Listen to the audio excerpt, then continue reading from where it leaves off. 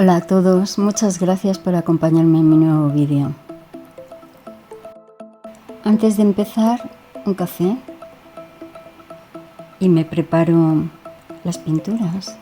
Primero se hace un boceto a lápiz o con el mismo óleo y después se va aplicando un tono neutro. Estos son todos los colores que voy a usar para sacar todos los matices y todos los demás tonos del cuadro, incluso el color piel. Ya habéis visto con ese rojo de cadmio y verde brillante con un poco de blanco. Voy a sacar la primera capa. Voy a pintar pues efectivamente por capas. Entonces es conveniente aplicar todos los colores del cuadro, es decir, fondo, cabello, la primera capa de la piel, porque los colores interactúan entre ellos y es conveniente ver cómo funcionan todos los colores juntos una vez aplicados.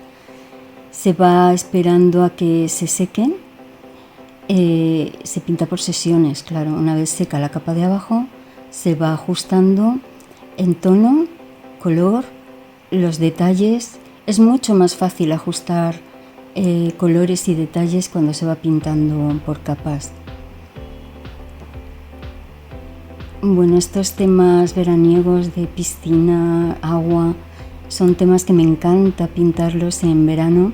En cuanto llega el calor, no me puedo resistir, me resultan tan refrescantes pintar colores de agua, mar, piscina, el campo, ahora con este tiempo veraniego.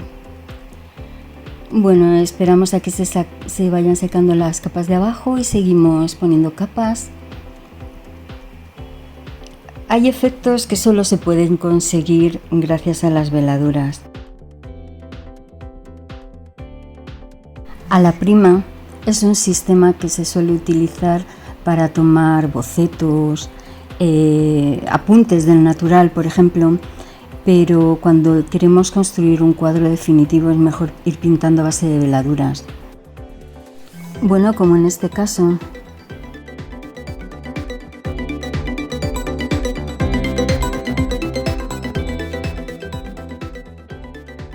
Gracias por acompañarme hasta el final del vídeo. Si os ha gustado, darle a like y suscribiros. Hasta el próximo.